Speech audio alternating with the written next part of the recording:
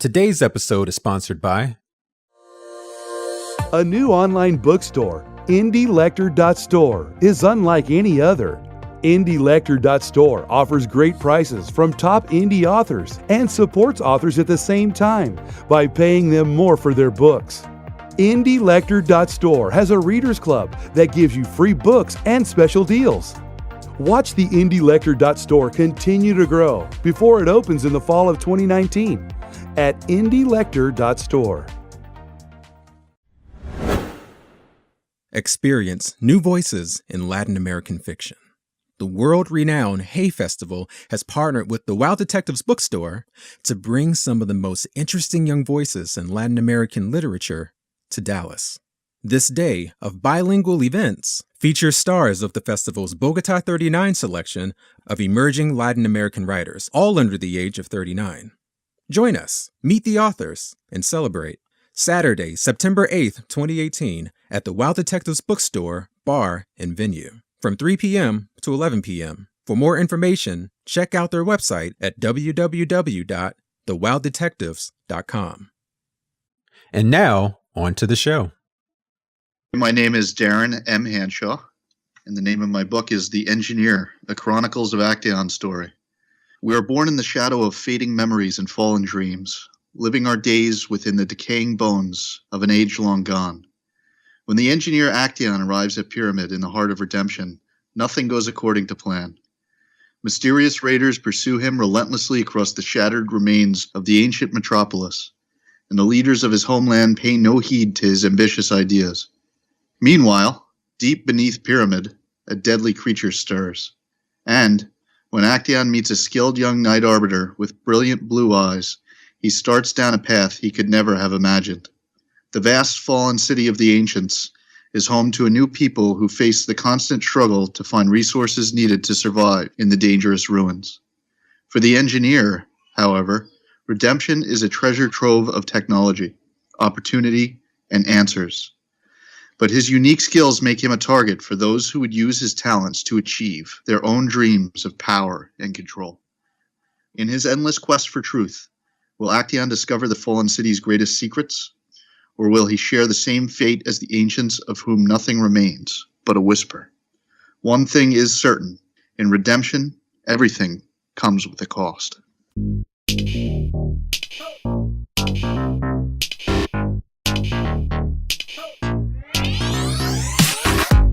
Book lovers unite! I'm Demethius Jackson, and you're listening to the Chapter 1 podcast. The greatest stories ever written all begin with Chapter 1.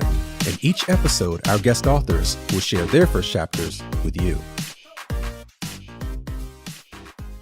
On today's episode, I'm going to be speaking with Darran Handshaw, author of The Engineer. This is a pretty unique book, and I'm not going to give it away just yet. You're going to have to listen. But The Engineer is a fantastic kind of fantasy sci-fi adventure. So if you're into fantasy and sci-fi, you're definitely going to enjoy this episode. Oh, and shout out to Darran's son Corwin, who definitely makes an appearance throughout this episode. So stay tuned because it all starts right now.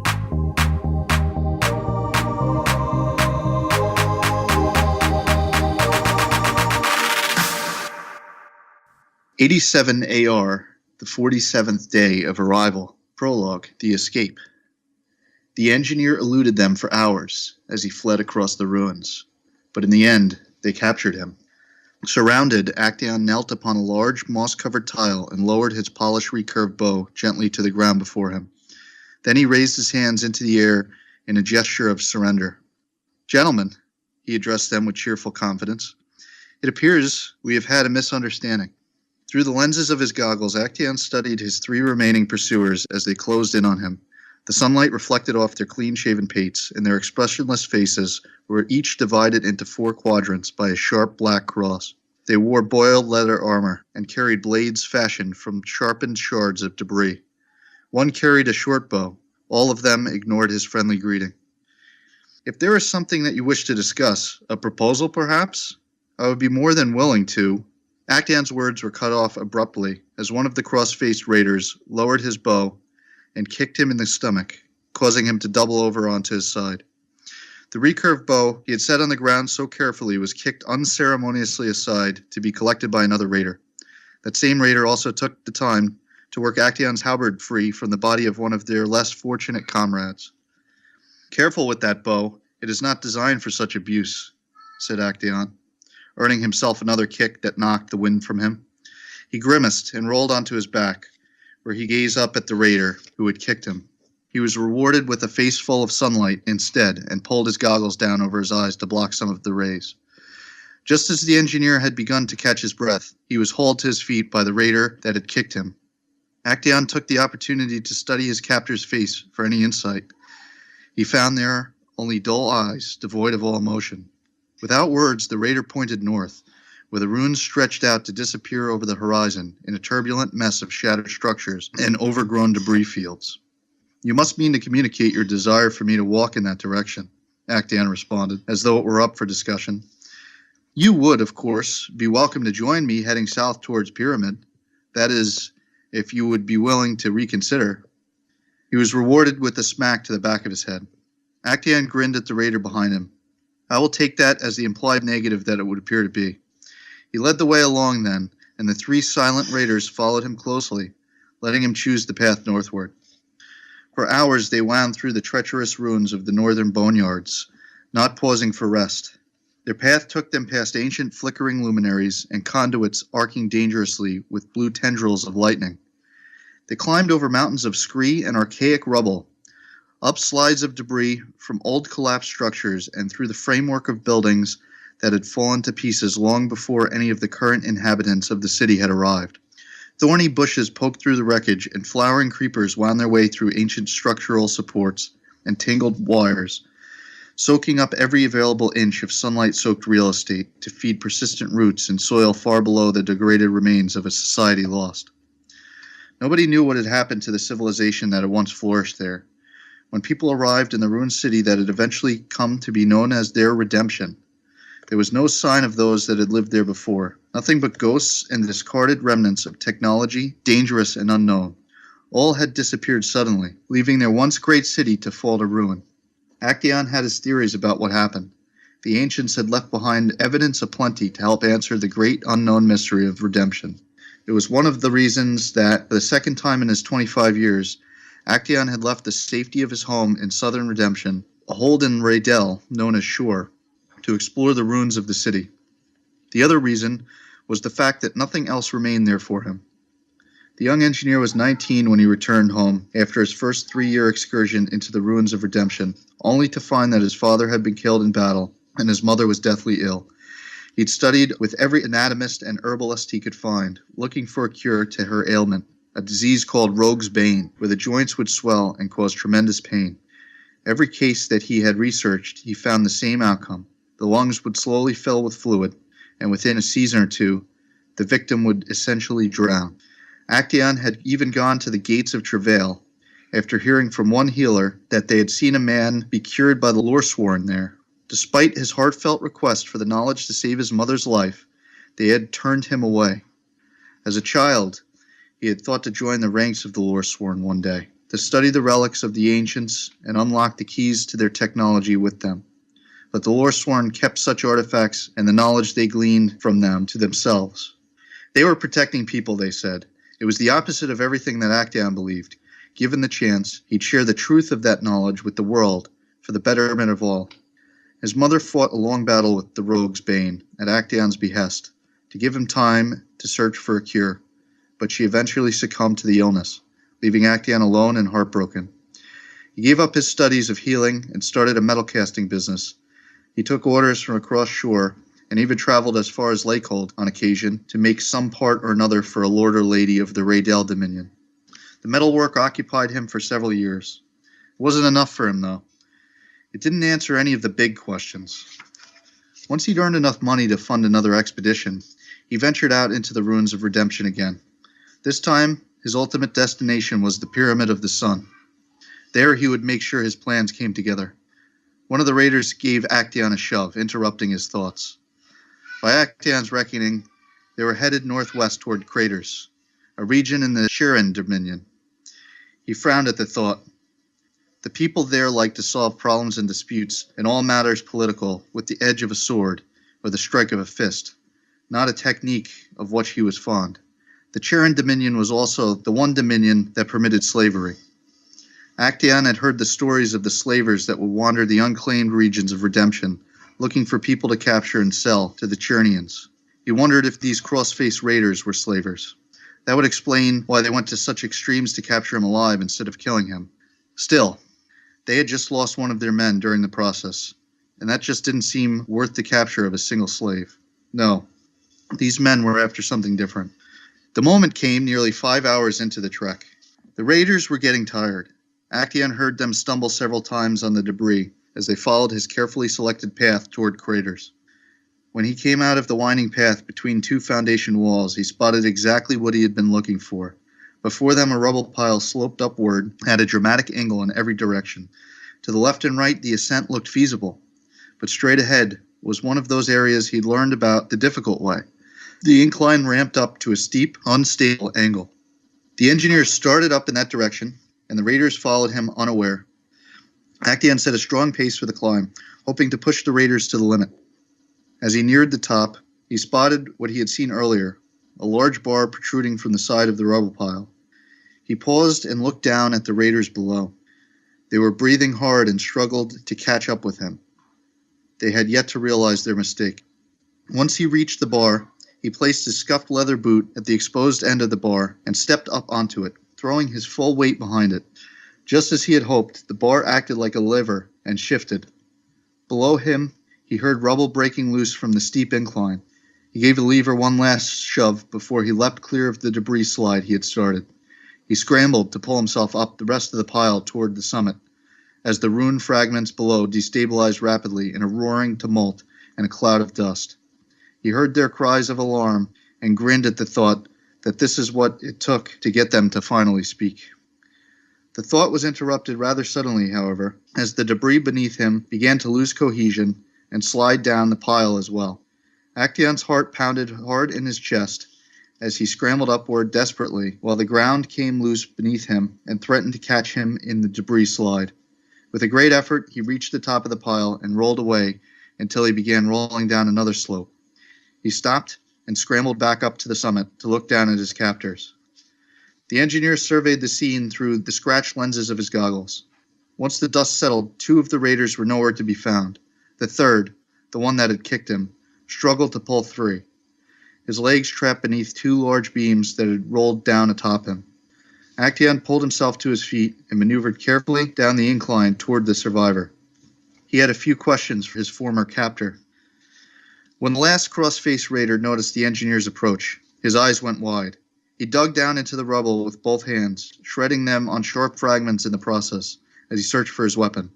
Actaeon slowed as he grew closer to the trapped raider, prepared for a confrontation. The raider withdrew his hands and, as Actaeon had anticipated, held up a dagger. However, the engineer did not expect the man's next move, and with one swift motion, the raider drew the dagger across his throat to spill thick crimson blood down his brown leather armor. In a moment, the raider was dead, and Actaeon sat down heavily, taking the entire scene in. Luck and a carefully calculated maneuver had saved his life today, but he was nowhere closer to an answer as to why these men were pursuing him. It was both fortunate and unfortunate at once, he thought. At the bottom of the incline, he spotted his halberd as its finely wrought curved blade reflected in the growing moonlight. He scrambled down the rest of the way to retrieve it. An inspection of both ends found that the pointed wedge at the bottom of the reinforced shaft was intact, but there was a notch near the end of the blade where it hooked back on itself. How unfortunate, he said aloud. That done, he set about the task of digging carefully to locate his recurve bow, with a valuable spotting scope attached to its midsection. It took him the better part of the evening, but he managed to locate it buried deep beside one of the dead raiders as he worked under the bright moonlight. Everything was miraculously intact. He unstrung the bow before he fastened it back into the special clasp on the left shoulder of his ribbed leather jacket. As an afterthought, he searched both of the dead raiders. There was nothing enlightening to be found on them, so the engineer turned and started his way back south across the unforgiving terrain of the boneyards, named for the gigantic struts of ancient structures that loomed like the bones of an enormous beast and cast long, eerie shadows in the moonlight. As the early morning sun cast its spectrum of color across the ruins, Actaeon summited one of the last debris piles. From there he could see the sunlight gleam off the reflective tip of the pyramid in the distance. Just a few more hours now. From his vantage point, he can make out the collapsed north face of the pyramid. The enormous building of the ancients was full of fissures and crevices on that side. Likely the consequence of some manner of great cataclysm, thought the engineer. Perhaps the same one that formed the wreckage he was standing atop. The fatigue finally found its way into his joints and bones, so he leaned on the halberd and lowered himself until he was seated on a smooth block of elder stone. He could rest here for just a short while now, with his goal in sight. Everything he had planned depended on whether he could convince the people there, in that pyramid, of his worth to them. So, a unique detail about your story is that it was inspired by events that occurred within a computer game that your wife created? Yeah, that's right. So, my wife, Stephanie, was the co-creator of a game called Redemption, which was a text-based game, a type of game called a mush, a multi-user shared hallucination that she designed and created this entire world of redemption around. So the mushes and those types of games are kind of the predecessor to MMOs, and many of them still exist to this day. What are MMOs? Massive multiplayer RPGs, like World of Warcraft, EverQuest, those types of games. Ah, gotcha. Redemption was a text-based game, so players would take turns writing what their characters were doing at any given moment. So it was very much a writing-centric type game, because you'd write a lot of details as to what your character was doing. And you'd also, I actually joined her team of people to come up with plots and to run for players and to help flesh out the universe more. So a lot of the creatures that are in the Engineer, there are several, were actually created by me. So it was pretty fun to be a part of that creativity in her world and to come up with a lot of those things. And then to actually write a book about it was a lot of fun. So that's actually how I met. Oh, that was how you met her. Right on, right on. So how did the game inspire your story? Well, I joked around when I started writing it. I started writing this book in 2014 because I work full-time as an R&D engineer. So I just set aside like one day a week just to write. And I had always written on and off and had attempted to begin novels a few times. But this story was really special to me because I kept telling my wife, this is basically how I met your mother, and I want to show it to my son one day, who you could hear in the background sometimes. So it's pretty much the story of how I met his mother, which is cool. So it was a really special story to me. And it actually follows kind of the story of how our two characters meet and the adventures that they go on. And they ended up being adventures that I kind of managed the plot for, so I came up with a lot of the direction of it, and it ended up being pretty epic. So it was a really just cool story to think about, and it became very grand, much more so than I ever could have expected. So it seemed to me to be the perfect thing to write into an actual novel. Yeah, right on, right on. What I find fascinating about your story is that you use a language that's like a blend of technology and fantasy and poetry. And I guess that makes sense because you do have a technical background and you were a gamer. So yeah, actually, you get a little bit of Actaeon describing how he uses the pole, I guess, that's sticking out of the rubble to kind of trigger an avalanche of debris in this rubble pile that they're wandering around. And he looks at everything kind of like I would as an engineer. So one of the fun aspects of the book that I think a lot of readers have enjoyed is he really goes into how is he designing the things that he's creating to solve the various problems in the universe in some pretty explicit detail. So that can be a lot of fun. Yeah. And as you say, the book is kind of interesting because I call it a sci-fi because it is science fiction. It takes place in a futuristic city, and it follows rules of science. So all of the mysterious artifacts and stuff that Actaeon encounters are actually explainable, and they're feasible things. Some of them are far future things, farther than we are along, and other things you might recognize as being somewhat familiar in our society or parts of our modern day society. But it does read a lot like a fantasy because it's this shattered wasteland of a city, and there's a lot of adventures that take place across it, and a lot of people of different skills And also the technology level is kind of swords and shields and bows and arrows. They don't have guns and other technological methods of war. Yeah, yeah. It definitely has that dystopian feel. So tell us about your main character, Actaeon. My first impressions, he seemed kind of like this wisecracking tough guy. But then as you start peeling back the layers, you discover that there's kind of something going on with him.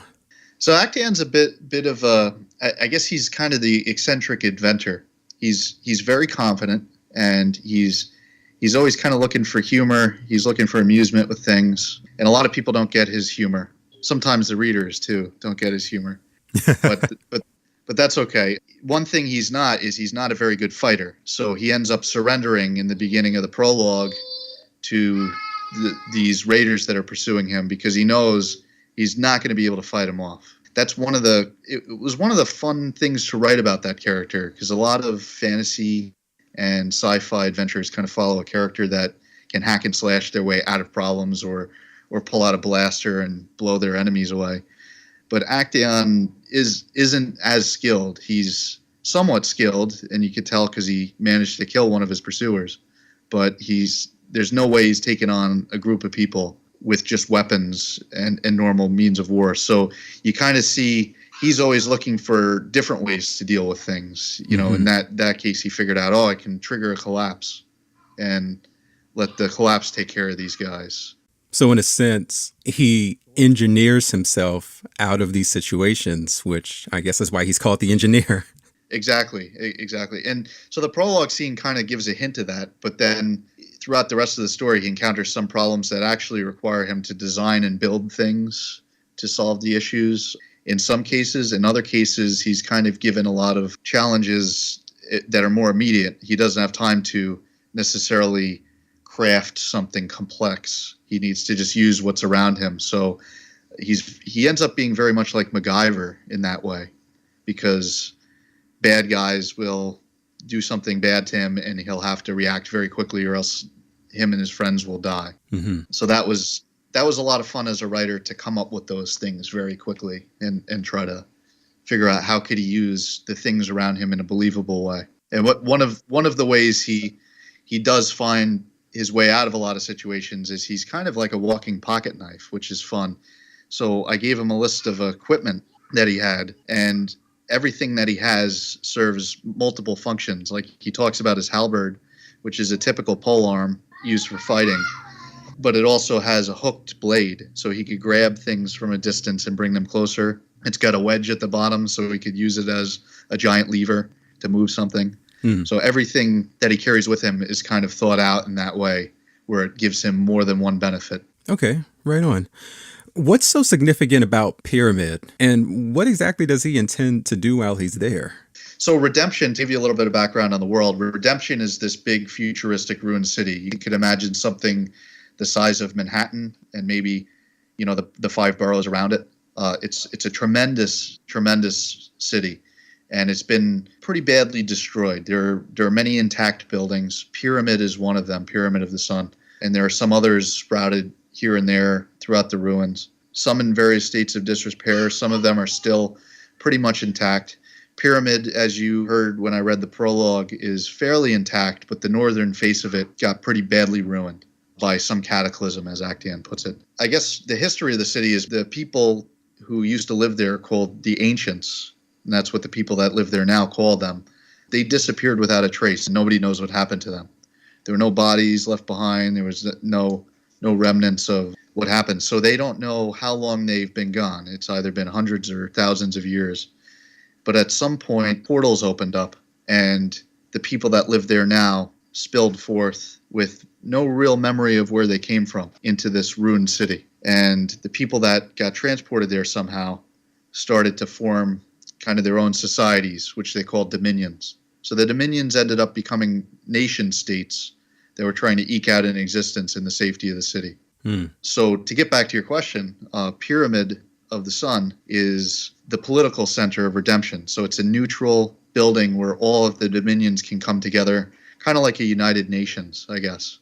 And when I read to you the blurb for the book about what it is, I mentioned the Knight Arbiter that kind of comes into Actaeon's life and changes things. Her name is Asandra. She's a pretty cool character. She is one of the guardians of Pyramid of the Sun. So she is charged with keeping the neutrality of that building so that the Dominions have a place where they can meet up and discuss things and sort out their problems there in a safe, politically neutral environment instead of fighting wars with each other, which has happened in the past.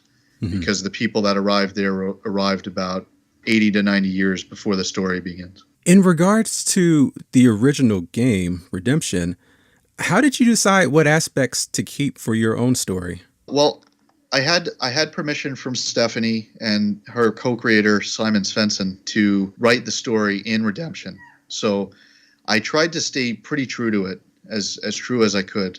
That said, if I felt like there were minor tweaks that I can make to the universe to make the story a bit more interesting, I took some creative liberty, but I mostly tried to stay pretty true to what we remembered of the cultures and the society in that world. And actually the map that's in the book is a map that I drew, which is kind of a hand-drawn map that Actaeon would have had. And it's based on the map that basically laid out the game world as well. Now, I remember reading somewhere in the book that Actaeon was kind of a reflection of yourself. Did you discover anything new about yourself or the characters during your writing process?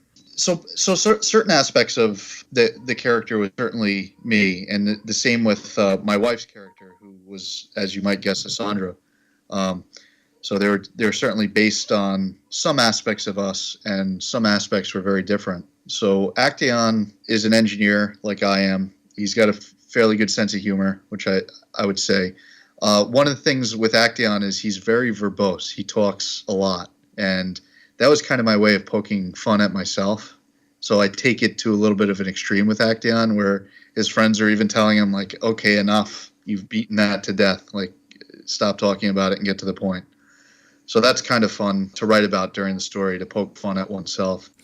One thing that I think we both learned in that story is just how unexpected life can be. And that's one of the things, without going into any spoilers, that was fun in the story, is seeing where the path took them and not expecting it at all, really. So what happens to Actaeon and Asandra, the engineer and the Knight Arbiter, is just not what either of them would ever expect, not what we created the characters for. So it was strange to us. And kind of in that way, just meeting each other in the game has taken us into unexpected paths, ending up being together. So I guess one of the cool takeaways from writing the book and experiencing the story is you just never know what life is going to bring. So that's really fun. It's a fun adventure. Absolutely. What were some of the challenges that you encountered while writing this book? A few different things. One was time. I mean, time is difficult. In addition to being a full-time engineer at a technology company, I'm also a volunteer firefighter in my local community. So a lot of my after work time is spent there. So that takes up a ton of my time. And also my son was born during the writing of the book. So I had an infant son while I was writing. So a lot of times it took a tremendous amount of dedication to say, I set aside Tuesday nights for writing, to say I'm still going to write Tuesday, even though I have this small little baby. So at some points I wrote with him strapped to my chest and he was sleeping and I was writing some chapters. But I think a lot of it is a determination. I have a really long project, and I knew it was going to be a long book from the get-go because of what I had seen with the outline. So I knew it was just going to take a very long time if I was only writing once a week to write it. So just making sure that I always was faithful to reserving that one night a week. And if I had to skip it 1 week, making it up somewhere else. That was a big challenge. Another big one that I could think of is concurrent plot lines. So I'm really into fantasy fiction and science fiction that has not just one single plot line, but a lot of concurrent plot lines. Mm-hmm. Sometimes with characters, but in the case of the engineer is working on 10 different projects at the same time during the book. And he's making different breakthroughs with some. He's bashing his head against the wall with others because he's not making any progress.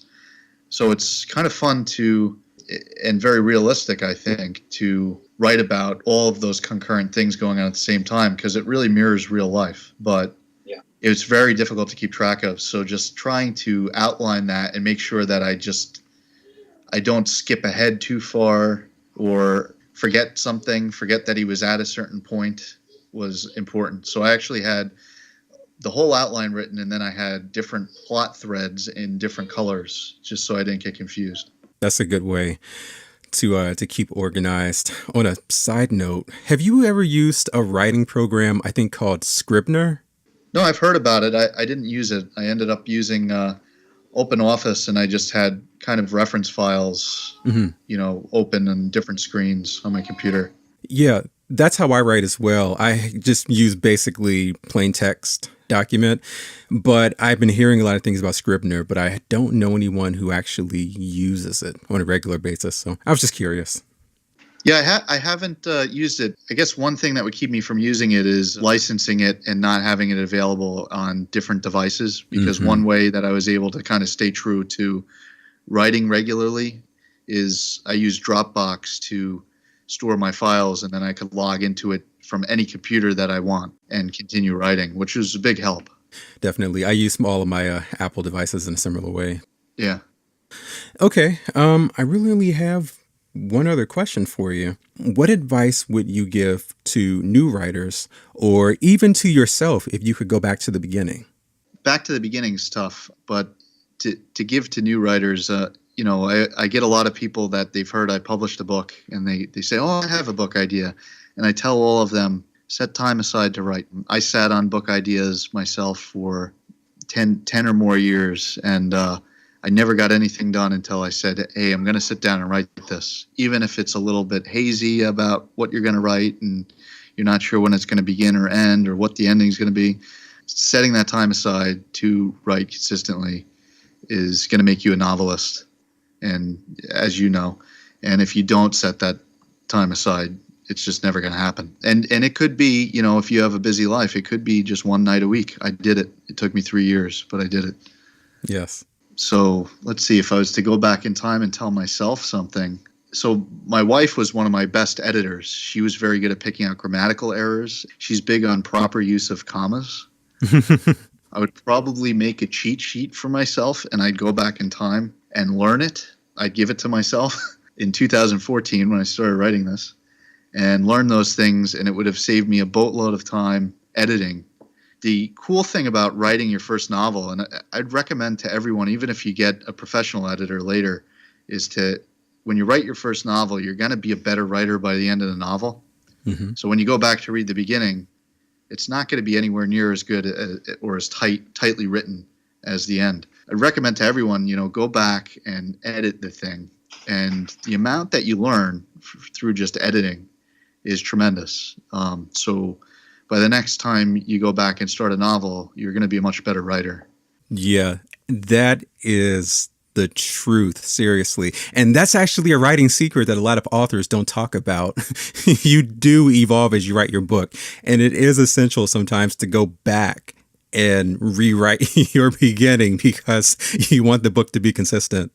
Yeah, and at 230,000 words, which I ended up with at the engineer. Oh my God. It's amazing how much the writing had developed by the end. So when I did my editing cycle, I spent about probably 8 months editing it, and I probably spent 5 months on the first act, maybe 2 months on the second act, and then 1 month on the third act.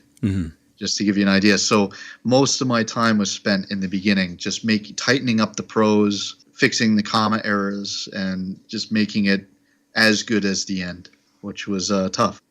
Yeah. Well, thank you for sharing that tip. I think you're the first author to actually share that tip on the show. Yeah, I think you could get a lot out of that. So I hope some people take that to heart.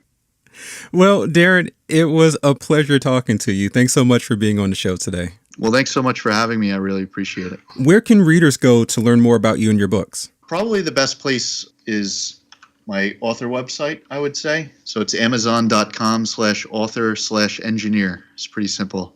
So it's got my books there. I'm also on Twitter. I'm engineer7601. And I'm on Facebook, where they could follow The Engineer, which is just my book page.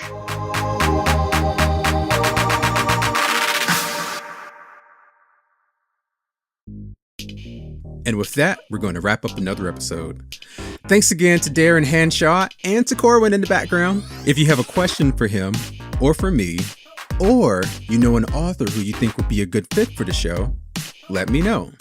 Connect with me on social media. I'm on Facebook, YouTube, or email me at info@ch1podcast.com. Check out our website at ch1podcast.com, where there you can listen to previous episodes and hopefully find your next favorite author. Subscribe to us on iTunes, Google Play, Stitcher, SoundCloud, Overcast, basically wherever podcasts can be downloaded, you'll find us. Don't forget to leave a 5-star review, but most importantly, don't forget to tell everyone you know about the show. All right, that's it for me. You all stay awesome. Till next time.